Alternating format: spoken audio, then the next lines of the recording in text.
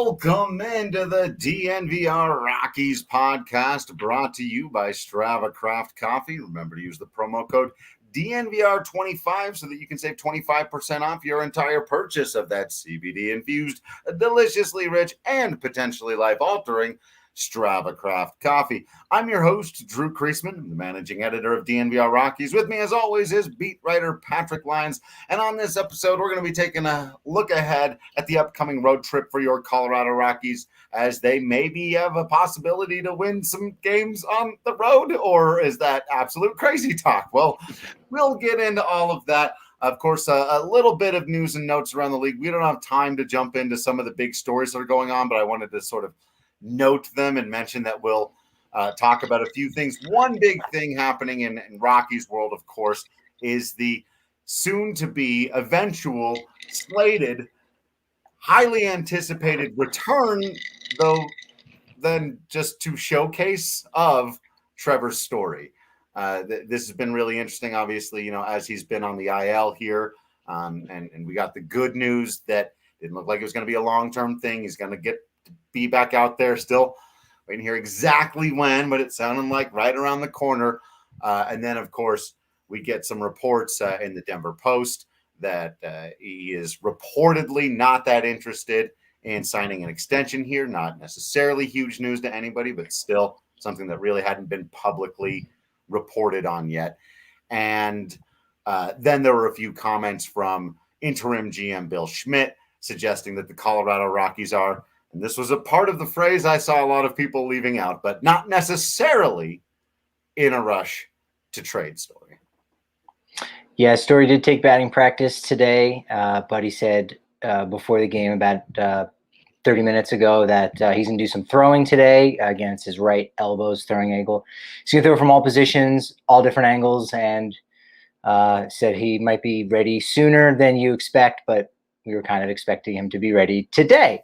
So we'll kind of wait and see what happens about that. And yeah, as you kind of alluded to there, Drew, if Trevor Story is not going to be an all-star this year, and right now you got to think he's behind the numbers just a little bit. I mean, shoot, even if he's in the Final Four, and I mean, that could be part of the PR nightmare, if you will, that the Rockies could be worried about. Is obviously if he's an all-star and he's playing with a different team, that's not going to look great when it's in your own ballpark. But with the way that voting has changed this year, where they're now going to go to a Final Four for the final week leading up to, I believe, that June 27th, that Sunday date. So if he's even in that Final Four and he's wearing a different team's uniform in the National League or even in the American League, depending on how they were to work something like that out, then even that would look bad. But if he's really behind in the votes here in the early going and is continuing to just be okay, which, let's face it, for a lot of other superstars or a lot of other multi-time all-stars, just being okay is still really good. It's still good enough, to be selected to be a starter in the all-star game again. The bigger the superstar you are, the more likely it is an okay season from you is going to be enough to get it done. Nolan Arenado is now at this point as a third baseman where just an okay start for him, he's still going to be the starting third baseman. Colorado Rockies, mid-market team. We talked about how, people discount what Colorado does in various ways and the players and the success that they have and how it can be forgotten about. People don't forget about Nolan Arenado. He's a superstar even when he's having just, let's say, an okay season. So, that is an interesting wrinkle to think about, is that if, Story really is just okay and if he's really behind in voting, the Rockies might not necessarily have to wait until after the All-Star break before they make a move. Yeah. I mean, as I think we've talked about before, and one of the reasons why we're not making the entire show about this, despite the fact that the quotes that have come out or the headlines have been interesting and they move the needle a little bit, is that we've been anticipating this for quite a while. And I think you and I have kind of laid out where we stand on a lot of this, right? Where I'm not necessarily of the opinion that they need to trade him as soon as humanly possible. There's an argument for that, as you've made before. It's very simple. You get more Trevor Story, the other team gets more of him the sooner they trade him. That's more games he gets to help them win and make a difference down the stretch. And so you would get a better package out of him. The other way, sometimes teams get more desperate at the trade deadline. Sometimes more teams get involved. Teams play other teams against each other at the trade deadline, and you can get into a bidding war more likely. So, yeah, I think they just need to be ready for any deal that comes forward that really does look like it can help them reboot their farm system in a proper way or jump what they need to do. And if that deal comes along, if it doesn't until now, I think there's no problem waiting, until the deadline and then really, just taking what you can get at that point and hoping that there is some kind of bidding war. But, it'll be interesting. Like you said, it kind of opens up for them now where even the fact that he's playing kind of mediocrely and Ryan McMahon may be their all-star allows them to not worry too much about that. If he's not going to be at the game anyway in someone else's jersey and not embarrass you extra, as it were, I think now is the time to do it. Yeah, and at a certain point, speculation is just speculation.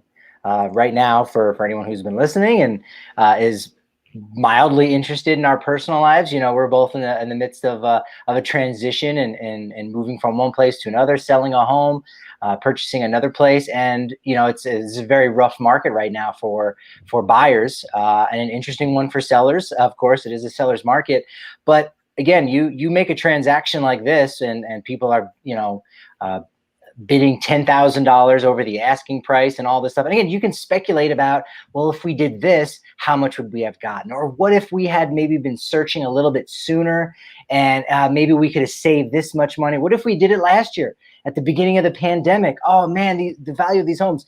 You can speculate all you want about what could have been. But at the end of the day, if you're happy about the deal, if you're happy about the transaction and you come away saying like, right, all right, this is good, then that's that. I don't think I don't think they probably felt that way as much with the Nolan Arenado deal. Again, they got back pieces that you can go, hey, we're hopeful, but I think they probably left that deal going, look, we were a little bit handcuffed here. We had to get rid of this contract.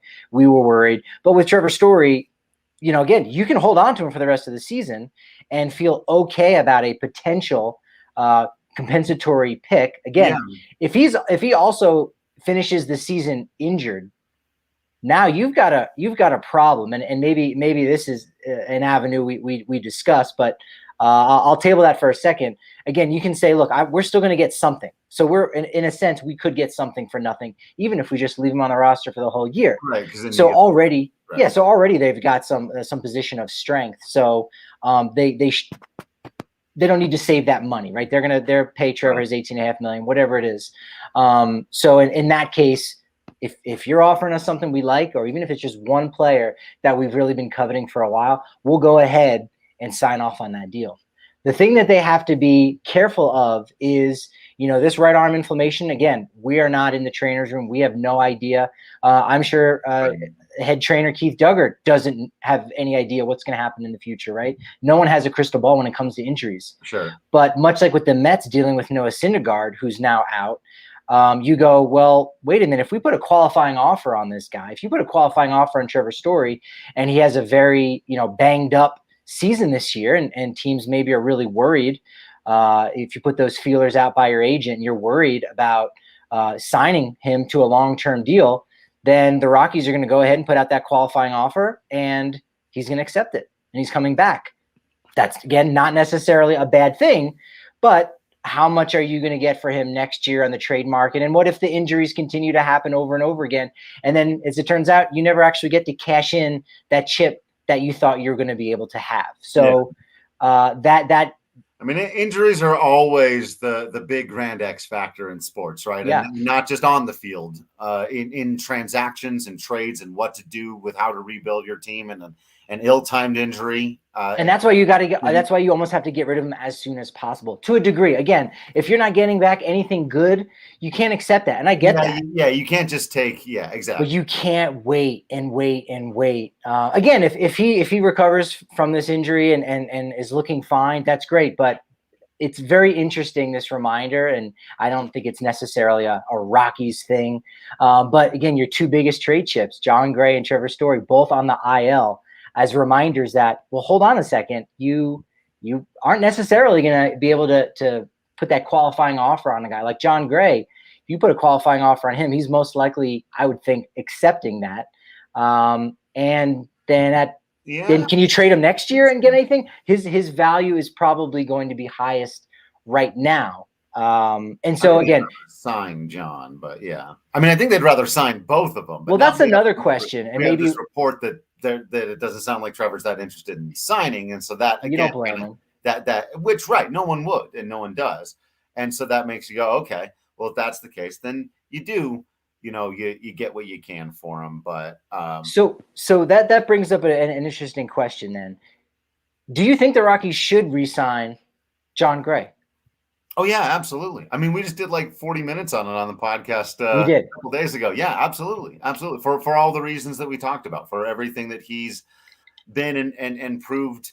Again, getting rid of Jon Gray is what's that old Native American idiom about taking off the head of the blanket and then sewing onto the bottom? I can't remember. It's about daylight savings time. You have no idea what I'm talking about.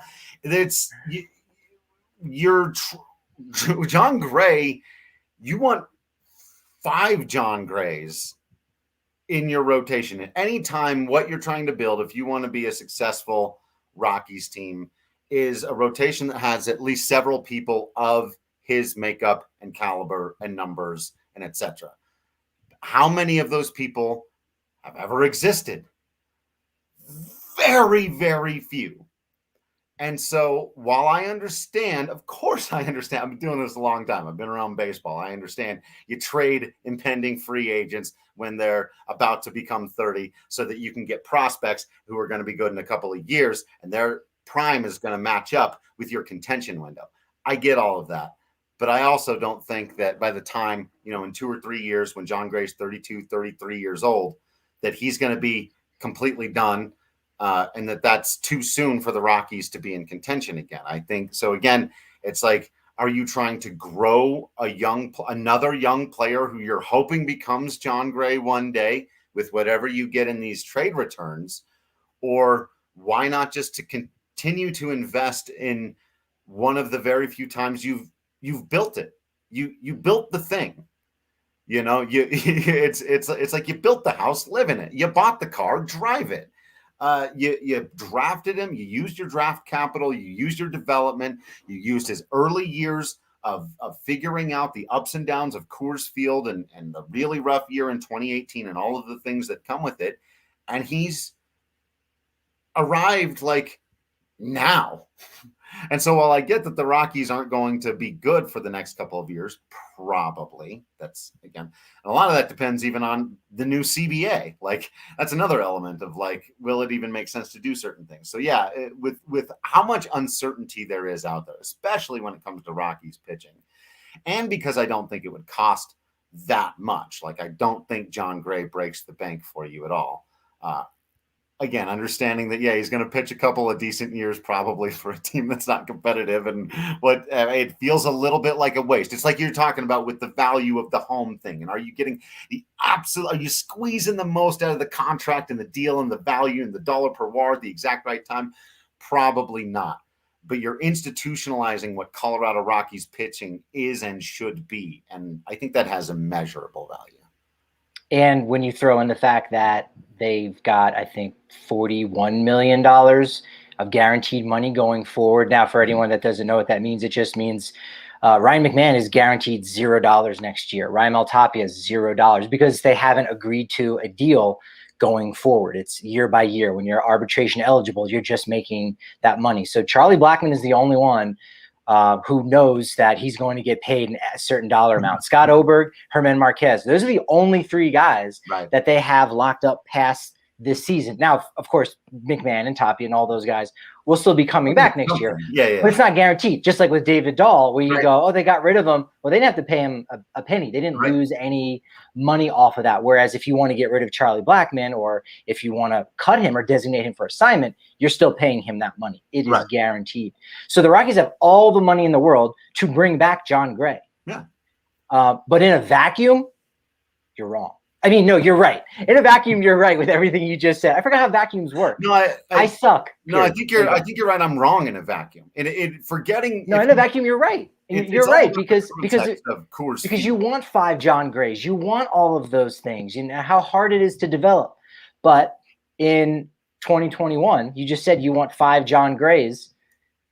Do they not have 4 right now? Do they not have 4 other obviously pitchers? Not the only thing you need. It's just where you have to start. So it's you need other stuff too. You can't have a bullpen this bad and an offense this bad. But yeah, this is that's right. You're trying to recreate this rotation, which is why I always think it's interesting when people. The same thing with Marquez. Like, should they trade Marquez, who arguably has much more value, who they could probably get a really intriguing package of prospects for if they really wanted to move Marquez. But again, it's like, are the guys you're getting for Marquez going to be, now with Trevor, it makes sense because you can get some pitching out of him.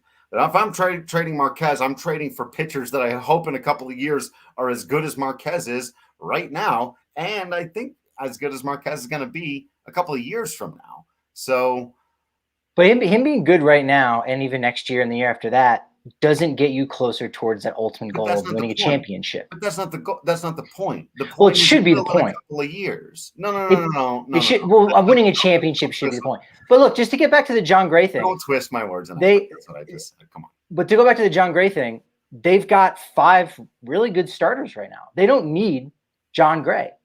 And that's where I would say, you know what? And any other year, what you're saying is dead on. And you go, you probably need to bring Jon Gray back. I don't think they need to bring Jon Gray back, which then makes me think, well, where the hell are they going to spend this money? They need to go ahead and re-sign and extend Kyle Freeland and Senzatella. They've got to spend some money here, but they don't need to bring Jon Gray back because they've got 4 starters right now. And they've got Ryan Rawlston in the pipeline, Peter Lambert. You need a lot more than that. We talked about this for like 45 minutes the other day. You have to have that depth. You have to have, and we have no idea that those guys are going to be able to figure it out or not. But there's nobody that they need on the roster so that they can turn around and compete next year, unless they really do go out and sign a whole bunch of guys and do a bunch of stuff in which case that won't matter anyway, right? Then we're having a completely different conversation. So of course there's nobody on the roster. It's like, oh, they have to sign him so they can be good. It's right. If you sign Jon Gray for 4 or 5 years at whatever, at 10 to 12 million a year, and you're hoping that in year 3, 4, the team has turned around, has been good again, and he's still good, but he's also done all of the things with the rest of the pitching staff and helping instill again all the stuff that you need to be successful at Coors Field. And it's like, and guys, aren't necessarily done at 32 years old either. So of course not. That's the other thing. It's just like, if Jon was a little bit older, I'd maybe not feel this way, because it's like, look, if he was going to be retired by the next time the Rockies were going to be good, I wouldn't be making this argument. But I don't think that's going to be the case.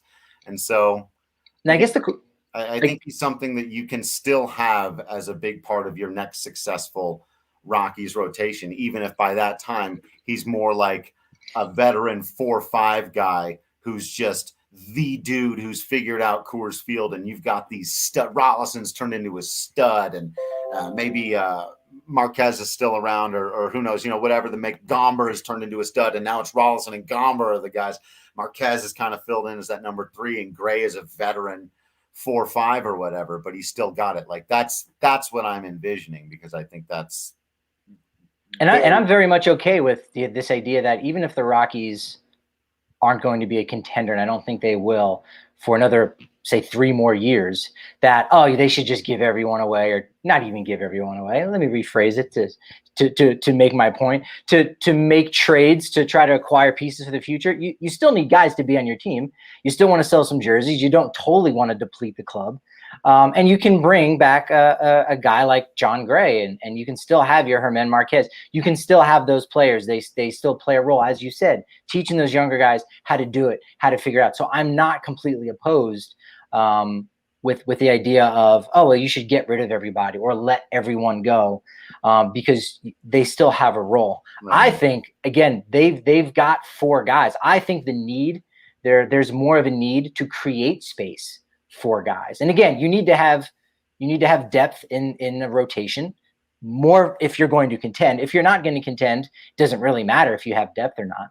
But I think they would, and to a degree, they might even be doing, the future of the franchise a disservice if, they don't create some room. Now, again, we don't know what their grand plans are because, you kind of threw something in there that, man, it creates more than a wrinkle. It like crumples up a piece of paper. Now there's a billion other wrinkles and fractures. This idea that, well, wait a minute, if Marquez has the greater value, why don't you trade him and immediately turn around and give some of that money and then some, because you got plenty of it, to Jon Gray. And then that would, I think, still, for me, tick off all those boxes and still create space for some of the younger guys. But so that's my question to you is, do you think that they need to essentially give an opportunity in their rotation to any of these guys in the next couple years, like the Rollison, the Lambert, to a lesser degree, Carl Kaufman, Elkris Olivares, Chris McMahon? Because if you re-sign Jon Gray,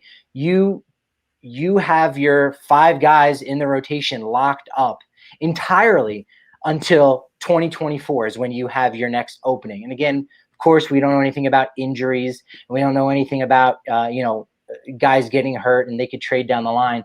But do you think they need to? That's the one area where they have that strength at the major league level and a little bit at the minor league level. Do you think they need to essentially create a little room in the rotation?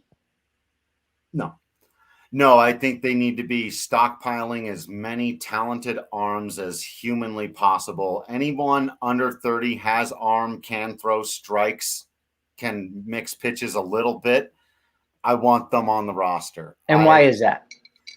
Because, well, another thing you talked about that. So maybe in a couple of years, Jon Gray is the setup man. A lot of people thought he could become, because you have had to make room for Elkris Olivares or some of these other guys that have come through, Carl Kaufman, if that happens. But I need the guys to prove it first. First of all, injuries happen, as you talked about. You dismiss, but it's a huge part of it. Injuries are especially in Colorado when it comes to pitching. And so the idea that they're just going to have those 5 guys and they're going to pitch 90% of the games for the next 4 years, I just think is incredibly unlikely. You're going to need at least 6 or 7 to step in when guys get hurt, guys go into slumps, little things like John's elbow right now. Maybe it's just a tendon, misses a couple of starts, whatever. You need those guys. But also, there are plenty of guys over the years who have gone the route of, ending up in the bullpen and finding their success that way. And we know the Rockies need to completely rebuild their bullpen. So if it happens to be that that's the best place for Senzatella, it looks like maybe Chichi Gonzalez is figuring out his way into there. It remains to be seen if Kyle Freeland is going to get back. I think we're putting the cart before the horse a little bit, assuming that Freeland's going to be super productive the next couple of years and that's going to work out. So again, it's like there's in your projection, there's just a lot of certainty about the Rockies pitching moving forward. And that's not a thing that I'm comfortable with, having watched this team. That's a fair point. It's just like, this is a very rare thing. And so the idea that they've got it now, they've got depth, they've got the rock, so they can afford to kind of trade from it to help other parts of the team. I'm still like, no. This is still, because this could fall apart at any minute. You lose Jon Gray, Germán Marquez gets hurt, Gomber plateaus at what he is, Senzatella plateaus at what he is, Freeland never gets it back, and now your rotation is a mess, and you're counting on Peter Lambert and Carl Kaufman and Helkris. But they're going to need to do that regardless. I think that's the point. I don't think necessarily. I think, again, as I've often if we're talking about when they're going to contend again in 2024 or 25, isn't it going to be those young guys? And don't they need that opportunity? Because you said they had to prove it on the big league level. Well, don't they need room? No, I don't necessarily accept the premise that they're not going to be able to compete until 2025. So I do think it can be this roster, this group of guys this rotation of Gomber, Gray, Marquez, Freeland, Senzatella, and other guys they'll have to have at least one other major contributor to that group. No team goes a half a decade and just has their 5 starters, do the whole thing. You've got to have other guys in there. So, and there's still a big, gigantic question mark about who that's going to be. I'd like to believe that Rollison could be that guy, but I need to see it first. You need to prove to me that you can pitch through the dynamics of Coors Field before I'm going to believe that you're going to necessarily be anything. And so, yeah, they're going to need to get those opportunities, but they're going to. They're going to get them naturally. You don't know that though. Yeah. If you bring back Jon Gray, don't get those opportunities, you are sending somewhat of a message that you maybe don't have that belief. And I don't think that's true at all. I don't believe that, and I don't think any one of those players see that. You've signed Jon Gray. It means you believe in Jon Gray. You think he's going to make your team better in the future. That's all that means. When you start a guy or when you sign a guy, that's somebody else that you're putting on the bench or someone and so that does communicate something. And you're right. I know what you're saying, because there is a part of me that I'm like, yeah, this does sound strange. This debate, like, to be on the side to almost be disagreeing with you, like this idea that, like, yeah, but you're gonna have 7 starting pitchers and then maybe 8 in a couple years, and like. That's a good thing. That's a good thing. I've ever wanted, Patrick. This is what I've been. But Drew, I think the problem is you want the wrong 8 guys, or you want the guys in the wrong spots. I guess so. I think, because again, I don't know why you have far more confidence in people who've never pitched an inning at Coors Field to do something. And I'm saying, how about we take the guys who, among the 100 pitchers who've pitched at Coors Field in their lives, let's take 2 of them who've actually figured it out and keep them around for the long term as an anchor so that we can build the rest of it around them. That seems obvious, I guess. Yeah, no, and that makes sense. Like I said, I think they've got 5 guys right now. Again, Gomber, much less proven. Senzatella still building the resume. Marquez is that kind of future ace, or at least the Rockies ace. Maybe he's more of a number 2 for anybody else. Kyle Freeland, we've seen him essentially be the ace, and Jon Gray, we've seen what he's been able to do. So I think they have those guys. And while granted, I'm not necessarily saying I have all the confidence in the world in all of these young starters, but some of them are going to come through. And again, there's, again, we differ as to when they might have their next run. And maybe that's how I should phrase it, is they can be, next year they could be competitive and, be around 500, maybe even a couple games over 500 at the halfway point or at the All-Star game, right? We've seen teams do that. I mean, shoot, last year the Miami Marlins were picked to finish last place in the NL East, and in a 60-game season, they snuck into the playoffs. So in a smaller sample size like that, guys can put it together and you go, hey, well, they were really contending in 2022, and then 2023, again, look at their record and how well they do. Again, I don't think it's really going to be until 2024 that they've kind of have that core nucleus of guys, some of which are on the team right now. And they can say, okay, now we kind of have a window of 3 or 4 years. And at that point in 2024, 25, Gray, Freeland, all these guys are going to be 4 or 5 years older. And now they aren't going to be a part of that next wave. They're going to be on the way out. So instead of blocking that wave of guys that will be ready in 24, 25, give them that opportunity to figure out which one. They become free agents. That doesn't make any sense. They become free agents at that point. They'll be gone. Who's a free agent? All of them after 2024. So you're saying you just need them all there for that one season. You're just saying just for 2024, it'll be bad to have all the old 33-year-old Jon Gray around because in 2024 specifically, that 1 year is when they're going to need whomever. Right? No, because 2025 and then 26 and 27, when that window is open, now you're relying on a 35, 36-year-old Jon Gray. And who knows what he is at that point, so right? I don't think anyone knows. 5 and the rest of those guys are no longer on contract. So no one's being blocked. So then you're okay with Kyle Freeland becoming a free agent, Antonio Senzatella being a free agent, or trading him away?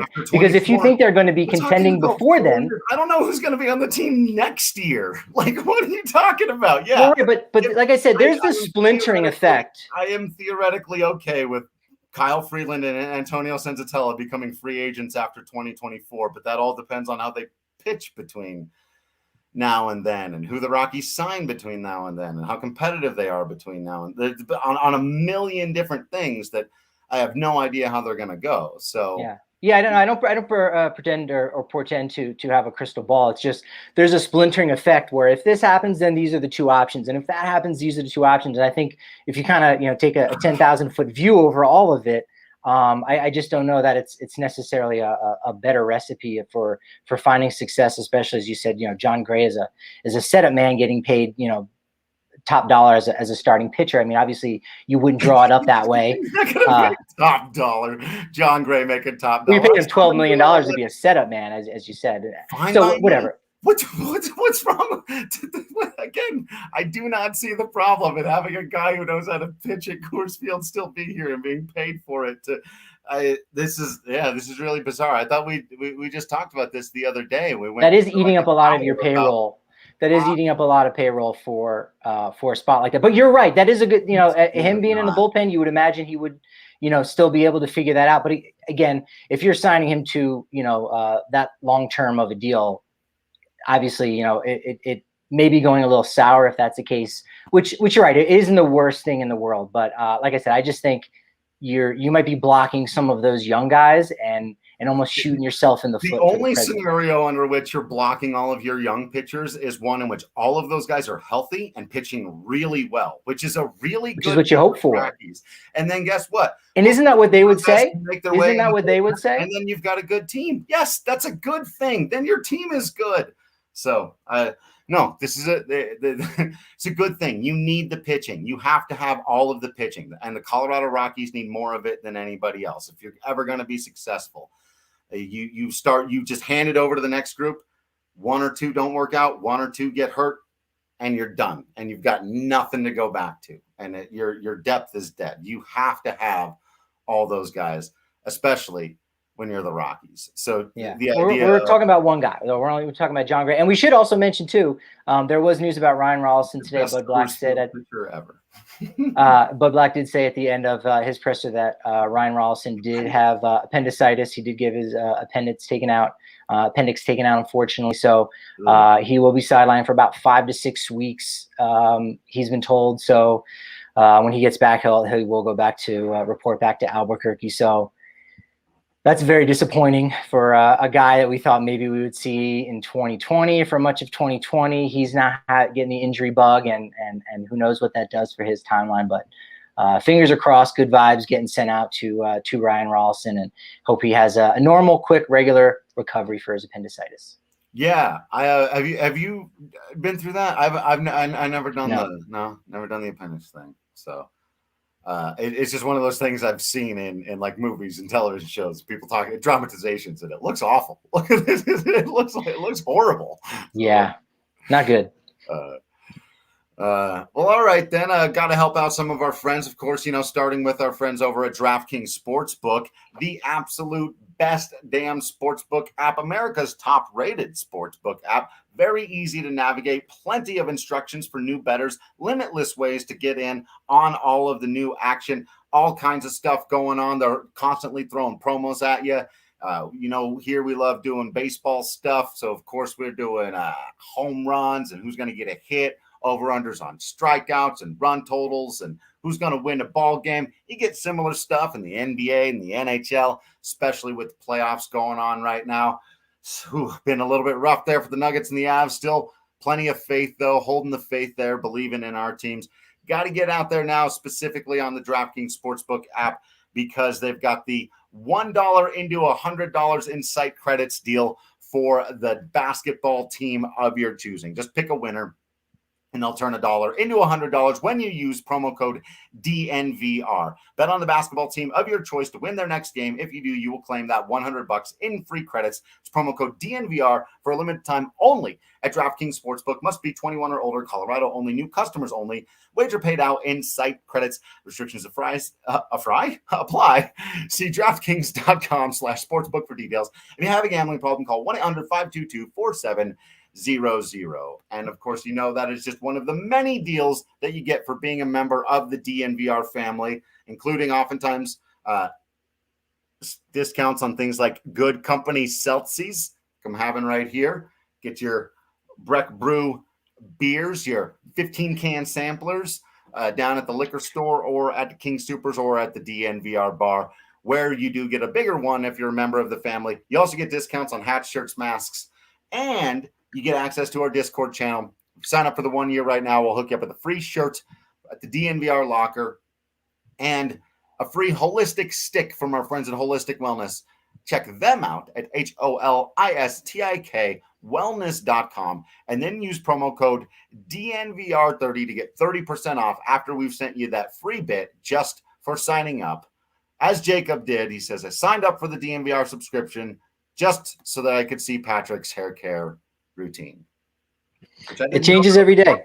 There are so many benefits. I forget some of them. I didn't know that was one of them.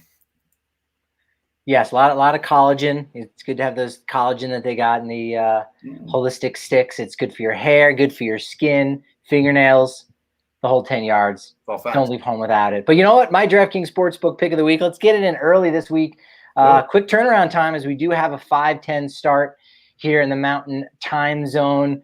We got Rockies at Marlins. Antonio Senzatella against Pablo Lopez. It's going to be painfully low scoring, which is why you can take the under. The line is at 7, the over-under line. If you go with the Marlins, under 7. Actually, you don't even need to do that. You can just take under 7. Under 7. I would even say you can go under. You could go under 5.5. You could go under 5.5. That's plus 165. That's my DraftKings Sportsbook pick of the week. It's going to be low scoring. Senzatella is still going to be on his game. Yeah. Pablo Lopez, sneaky good. That entire rotation for the Marlins is pretty darn good. And well, we know what happens when. I was going to say first game of road trip. Also, Miami has always been a house of horrors. It was specific so for bad. Helton and Tulo. It'll be interesting to see how this new crop of guys handle it, but I'm guessing not well. No, there was a question asked.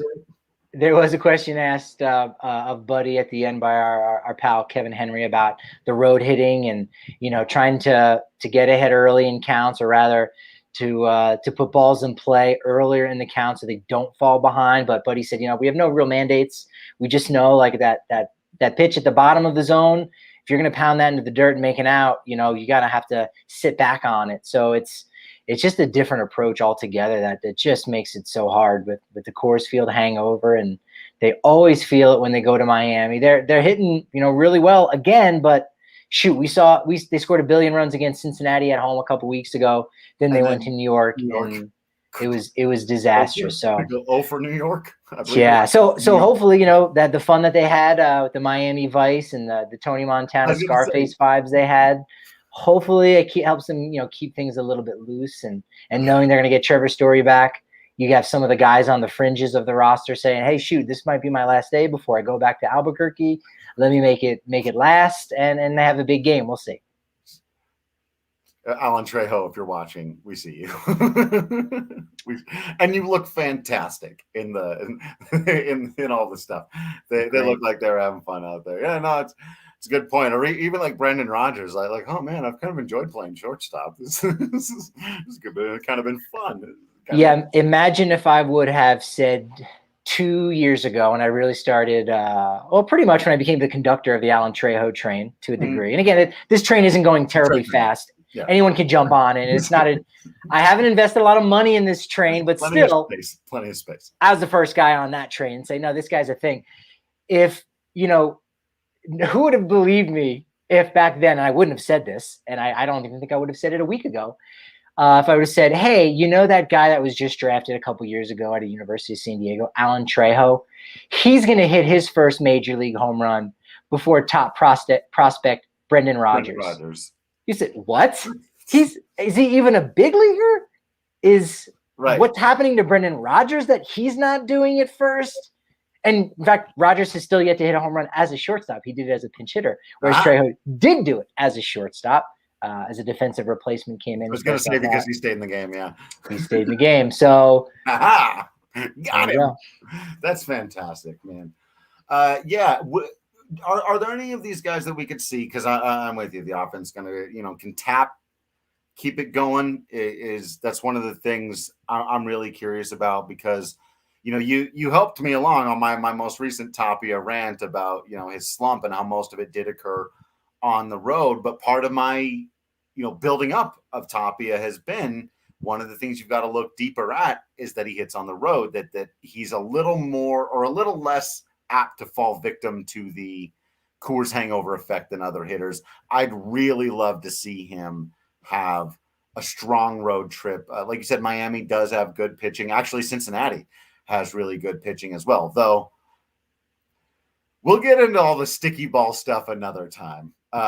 They're let's just say Cincinnati are pioneers in baseball, but as it stands, their pitching is very good, and so I agree. I think some guys are in for some rough road trips, and it's tough for Rogers. Asking him to prove himself under these circumstances with no protection in the lineup, with him, kind of having to contribute to see if anything's going to happen. And this, I believe, will really be his second big road trip as a starter here. And so I'd really love to see him find his way into some success. Gonna be tough for him, though. Yeah, it will be. He is in the lineup tonight. He's batting seventh behind Matt Adams, who gets to start at first base. Fuentes still right there in the middle of the lineup, batting fifth and playing third base. With Tapia, his floor, his lows aren't that low because he's not gonna have those golden sombreros. He's still yet to have that at the major league level where you go, man, he looked bad. And yeah, granted, if you hit too many ground balls, people are going to get upset. They're going to get upset if you were paid top dollar as a free agent. Yeah. But if you're a homegrown guy, you can get a pass for that. And I think Tapia, rightfully so, gets a pass because he's putting the ball in play. He's not as frustrating as pretty much every other guy who's just kind of swinging and missing, off his heels. So he's a little more slump proof in that way. Again, as we talked about, we want the ceiling to get a little bit higher rather than just the floor. But I think he's going to be okay. We should see him in the 6-game series. I bet he'll have hits in at least 4 of those series. Maybe not multi-hit games, but he should be able to at least do that. He's facing and he's mainly facing righties, I think, for this entirely. Wade Miley is scheduled to start for the Reds on Saturday. So, but even still, yeah, he's worth keeping in there against lefties. And again, we know the Rockies don't have too many better options, but right, Rogers is the one, you got to have your eye on this week and see how he does and kind of gets his legs underneath him and tries to do some things. I like Dom Nunez to maybe even go yard tonight. He's either going to go yard or strike out 3 times, 4 times. Strike out 3 times. Yeah, I think he has 6 doubles, 2 triples, 5 homers, and only 6 singles. It's neck and neck. It's like you go to the ballpark and they got the Ford Tundras racing. It's like I got the red one. It's like I'm going to take home runs over singles. Come on. So right now singles and doubles are tied, but homers with a good week on the road. In 2 smaller ballparks where you're not going to have those little dinks for a single, he could be coming home with 7 homers maybe. I like that. He's got to get one. 6 singles. Got to get one there. Though he doesn't need a small ballpark to get him. Nunez really is when he gets it, he gets it. He doesn't hit a lot of wall scrapers, that guy. And then of course, obviously, as always, the pitching will, we'll keep our eyes on that. I suspect we'll continue to see a tale of two teams, right? 2 units, the starting rotation that can really bring it and do their thing. And I'm with you. I think Senza keeps it going. I think they come out and we're about to see a string of quality starts. I wouldn't be surprised if we see 6 quality starts in a row from the Rockies out on this road trip. I like that. That includes Chichi on Thursday. Keeping that? I'll take Cheech. Take Chichi. You know what? In Cincinnati, though, Cincinnati's going to be hard. He's got it up here this year. Chi-Chi's locked in mentally, and it's tough. It's tough to account for that. Cincinnati's got some sneaky good hitters, and they've got some sneaky good hitters that beat up on the Rockies a bit. Jesse Winker scares the crap out of me. All-star. Votto, as always, is Votto. Is he healthy and he's in the lineup? He just came back off the IL. That's not today. Actually, is going to be his first game back. He had some spicy words for St. Louis because Cincinnati just swept the Cardinals, and you dropped some good bombs there, so to speak. That was again. We've mentioned two guys in the last couple of minutes here who are always guys. I every offseason it's like Rockies got to go after that guy if they get him. It's going to be ruined. Joey Votto, because there were always rumors they were going to trade him. Still haven't. That contract actually, now that you look at it, and don't do that. And Wade Miley, is always another one. I guess got to pitch till he's 49. Yeah. We've definitely talked favorably about Miley, but Jon Gray is going to throw tomorrow, so we'll see. Hopefully he only misses the minimum, so that would be nice. Him coming back home for the next series next week. They start play against San Diego and Milwaukee, so that will be kind of interesting to see where those two clubs are at. They're both kind of in the hunt. Milwaukee, scrapping and struggling a little bit more. The other interesting piece of news that did come out today too, not to totally move off the subject of this upcoming road series, but Riley Pint did announce his retirement. That's right. Well, he didn't announce it. I guess Thomas Harding did technically, or through the Rockies, through Thomas Harding. Yeah. As it were. I know when I retire, I will be letting Thomas know. Yeah, I want Thomas so he can put it out. Yeah. Just so that I can at least have an article written about me on MLB.com. Totally. I mean, right. Why else would you want to do that? But yeah, kid's only 23 years old. Yeah. Buddy, even when he was asked the question, he just said, I don't know what to say. And then he said something, but his initial, reaction was just, I don't know what to say. What? Right. And there isn't much to say. He did just continue by saying, what an arm! Wow. You just never know what's going to happen with young players, especially high schoolers. And 23 years old, he's done for now. You never know. We've seen these guys step away and go, shoot. I mean, I've had those moments at various points in my life with different hobbies and jobs and careers where I think about stepping away, and then I go, yeah, you know what? I'm really good at that other thing. So maybe I should go back to it again. And that's really where my bread and butter is, And so maybe Pint needs that time away. We've seen Mark Appel. He's doing it where he retired. Another top pick. He was actually first overall there by the Astros. And he's just now, after some arm injuries, feeling better, cleaned up the elbow a bit. And so he's trying to make a return. So, maybe that'll happen for Pint. You kind of hope that's the case. And maybe he just needs to step away and just say, all right, who am I? And maybe he will say, I am a baseball player. I need to be playing baseball. And he'll jump back on that horse again. But if he never does, what could have been, but he tried his hardest, and that's just the luck of the draw, unfortunately. Yeah, man, it's a tough gig. It is a hard job, and I've talked before about my favorite baseball movie is Sugar, and a lot of people who've seen 100 baseball movies are going, "What are you talking? I haven't seen that. What are you talking about?" And one of the reasons why is that it captures a lot of these elements, and I don't want to ruin the end. I could tell the end of the movie, which really, I think it's aspartame. Gosh. Is that it? It's actually aspartame they've been drinking the whole time. That's right. Okay. But there's a scene early in the movie where explain the general synopsis of what Sugar is, because it is a film that we've talked about on the show a lot. It is one of your all-time favorite baseball movies, right. And it's something everyone should see, but it doesn't have any stars in it. I think there's anyone you could even name. Right. What is the brief synopsis of it, and you'll see how it ties to Riley Pint. So it follows a young Dominican pitcher who has shown up at some camps for a make-believe Kansas City team, because they apparently couldn't use the Royals. They call them the Knights or something like that. Though they talk about the Yankees, which is, anyway, I can talk about this movie forever.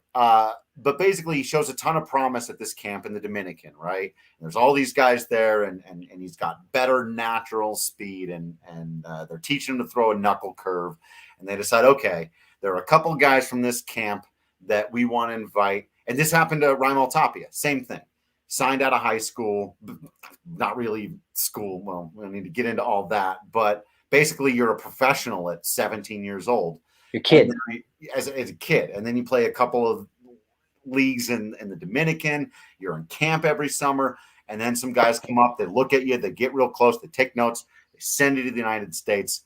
Boom. You're at spring training. Not to make team. You're hoping to make rookie ball or A ball or something like that, right? And so the scene that I'm thinking of comes up at that moment. They get the first big news. You get to go to spring training. Holy crap. Now you're saying bye to mom and girlfriend and aunts and uncles and cousins and everybody. You're playing baseball on the street one last night. You throw a party, and then you're off to Arizona or Florida. And you're there in spring training. And the coach gets in front of it, and there's 200 people, 200 ball players at spring training out here doing the thing. And the coach gets in front of everybody and he says, congratulations for making it here. Just remember, there are 50 guys behind you who want your spot. And there are 50 guys ahead of you who are working their asses off to keep you here.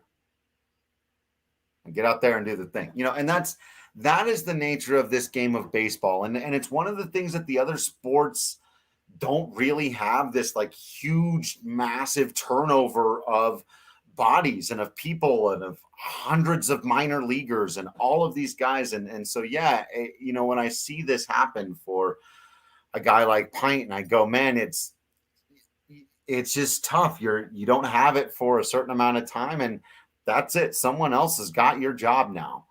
And that's the brutal nature of baseball. But you're right. Like you never stop having been a ball player, right? Like every once in a while I'll refer to myself as an ex-musician because I haven't played a gig or a show in 7 years. And Katie or somebody on Twitter will slap me around a little bit and be like, do you still play music? Do you still write music? Do you still love music? I go, yeah. Well, then you're still a musician. Shut up.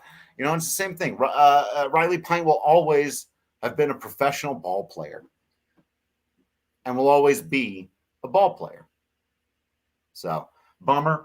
Yeah, that's not going to leave him, right? Because Yeah. he can go back to Kansas and say, you know what, I want to start a school, or I want to, build a small structure, with batting cages in it, and start my own academy. And it's his business, right? It's his family business now going forward. And again, you might need to step away and do absolutely nothing, not even touch a baseball. But at the end of the day, I've even had those moments too before I worked for DNVR where you take a break and you go, all right, I'm not going to be as involved in the day-to-day, machinations of baseball. And you go, yeah, I want to come back now. Like I miss it. You just can't not. It's, to a much lesser degree, and maybe even a better point, is pro wrestling, which is something that you and I, we liked when we were kids. And then you step away and then you check in on it and you step away and then it's like, it's still there. And I go, why do I like this dumb thing?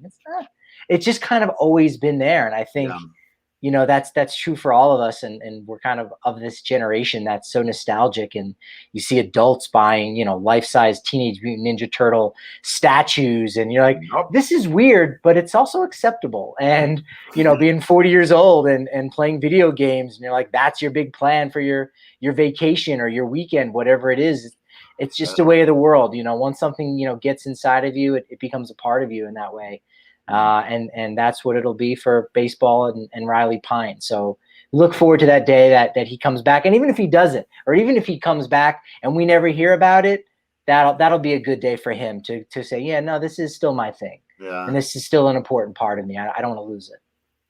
I don't want to give it away, but I will say for anyone who's seen it, the very last shot of that movie of Sugar, because he goes through a whole thing where he falls. Again, a little bit of spoilers. You don't want me to spoil the movie for you, just turn the podcast off right now, because he falls out of love with baseball at one point. It's almost documentary-esque. Yeah. Because I feel like there's minimal dialogue, right? You're like, from what I remember it. Yeah, and all of a sudden. And you don't know who these people are. You can turn it on and almost think that it is a documentary. Yeah. Yeah, that final third of the movie, there's very little baseball, and he starts just learning to do other things. He kind of runs away from the team for a little while. And I won't say in what capacity because I don't want to ruin the whole thing, but he finds a way, not necessarily the way, but a way to remember that he loves the game of baseball. And I'm going to cry. So I'm just going to, and he does that and he pounds the glove and smiles because that's what we do when we love the game of baseball. I'm all emotional right now. It's been at least a month since we've had a moment like this for you, Drew. I think I don't know if that's good for you, but it's also not bad to get emotional. I'm like, damn, I used to be good at pushing your buttons. I forgot where your buttons are, Drew. I got to remember to go back and find your buttons. Don't isolate that quote, please. Find the buttons. You make sure. Right? Because I remember one of the last times it was, start bench cut. And it was, I think, like 3 sluggers where it was like Galarraga, Bichette, Walker, or Helton. And you had to cut one of them. Like, Drew, you're going to – and I was like, I know it's going to get you. It got you. I knew that was going to get you. I have nightmares of Dante Bichette showing up and saying, did you cut me? Did you cut me off of the roster? Can you imagine the size of that guy's arms? Did you cut me? All right. And on that note, we're going to go watch some baseball. So thank you all for hanging out with us. We really enjoy having you along for the ride. Make sure you're subscribing to the YouTube channel so you never miss a live show and you can join us during the live chat. That's right, everyone. Shout out to Nikola Jokic for winning the NBA MVP. We didn't forget. We don't talk about basketball on the show, but what a phenomenal representative for the city of Denver and for professional athletics here in town. So you're right. We shouldn't finish today's show without him. Yeah. Congratulations to him, the Nuggets, and everybody at DNVR Nuggets who called it, and everybody on DraftKings Sportsbook who we know made a whole bunch of money today. Cha-ching. Make sure if you did, buy us some beers down at the DNVR bar. We only have I think 16 different Nuggets shirts. So go out and get one. You can get this one, Fraud City. Totally. You can get There's more coming when you sign up for an annual membership today. So do all that stuff. Drink your Strava Craft coffee and your Breck Brew and Seltzy and eat your Hassel Cattle Company beef and all the other things that we do. Place your bets at DraftKings Sportsbook. We appreciate each and every one of you. Make sure you're following us on social media at Drew Creasman, at Patrick Lyons, at DNVR_Rockies, and subscribing to the DNVR.com. Other than that, just be absolutely awesome out there. We'll keep being absolutely Patrick Lyons and Drew Creasman in here. And until next time, we will see you at the ballpark.